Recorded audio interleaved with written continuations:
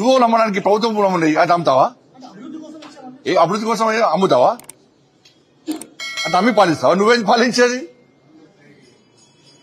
KA పాలకు రాష్ట్రం ఇస్తే పాలిస్తాడు. అమ్మి ఏమంటే అమ్మి పాలించమంటే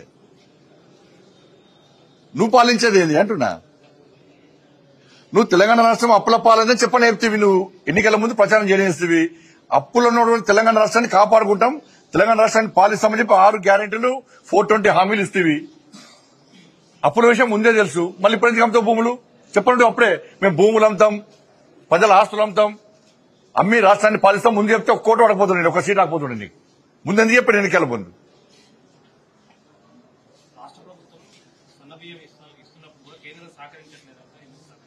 నిన్న ఉత్తమ్ కుమార్ రెడ్డి గారు క్లియర్ గా చెప్పాడు, నిజాయితీగా లెక్కలు చెప్పాడు. మొన్నటి వరకు కూడా 10,000 కోట్ల రూపాయలు మేము ప్రతి సంవత్సరం ఖర్చు పెడుతున్నాం ఈ బియ్యం కోసమని. ఒక్కొక్క కిలోకు 40 రూపాయలు ఖర్చు పెడుతున్నాం ఒక్కొక్క కిలోకు బియ్యం కోసం అని చెప్పి అన్నారు. నేనేమంటున్నా అంటే ఈ 5 కిలోల బియ్యము కేంద్రం ఇస్తుందా రాష్ట్ర ప్రభుత్వం ఇస్తుందా స్పష్టం చేయాలి. ఈ 10,000 రూపాయలు కేంద్ర ప్రభుత్వం 10,000 కోట్ల రూపాయలు ఈ 10,000 కోట్ల రూపాయలు కేంద్ర ప్రభుత్వం ఇస్తుందా రాష్ట్ర ప్రభుత్వం ఖర్చు పెడుతుందా స్పష్టం చేయాలి. కిలోకు 40 రూపాయలు కేంద్ర ప్రభుత్వం భరిస్తుందా రాష్ట్ర ప్రభుత్వం భరిస్తుందా స్పష్టం చేయాలి. మీరు పెడతలేము, కేంద్రం పెడతలేదు, రాష్ట్ర ప్రభుత్వం పెడుతుందంటేనే దాన్ని ప్రూవ్ చేస్తాను నేను. అరే 10,000 కోట్ల రూపాయలు సంవత్సరానికి ఖర్చు పెట్టేది కేంద్ర ప్రభుత్వం, నరేంద్ర మోడీ గారి ప్రభుత్వం. కిలోకు 40 రూపాయలు ఖర్చు పెట్టేది నరేంద్ర మోడీ గారి ప్రభుత్వం.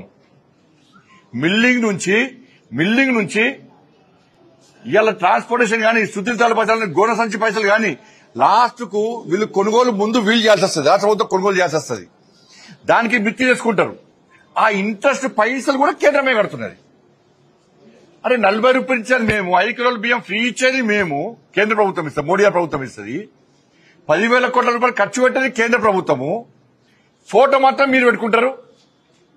10 రూపాయలు యాడ్ చేసారు. మీరు ఇచ్చేది ఎంత? 10 రూపాయలు ఇచ్చారు. 10 రూపాయలు ఇచ్చి అంగు ఆర్పాటలు చేస్తున్నారు. మరి 40 రూపాయలు ఇచ్చిన మోడీ గారు ఏమనాలి? 10,000 కోట్ల రూపాయలు ఖర్చు పెట్టిన మోడీ గారు ఏమనాలి? నీకు అదన భారం ఎంత పడుతుంది? 2,000 కోట్లు అదన భారం పడుతుంది. ఇలా అందుకే భారతీయ జనతా పార్టీ కార్యకర్తలకు అప్పీల్ చేస్తున్నా, మీరు వెంటనే రేషన్ షాప్లోకి వెళ్ళండి, వీళ్ళిచ్చే బియ్యాన్ని తనిఖీ చేయండి. ఇది కేంద్ర ప్రభుత్వము కిలోకు 40 రూపాయలు ఖర్చు పెడుతుందని చెప్పండి. 10,000 కోట్ల రూపాయలు ప్రతి సంవత్సరంలో ఖర్చు పెడుతుందన్న విషయాన్ని చెప్పండి. చెప్పి అలా ప్రజలకు వాస్తవాలు చెప్పాలి. ప్రజలు తెలంగాణ సమాజం ఆలోచించాలి.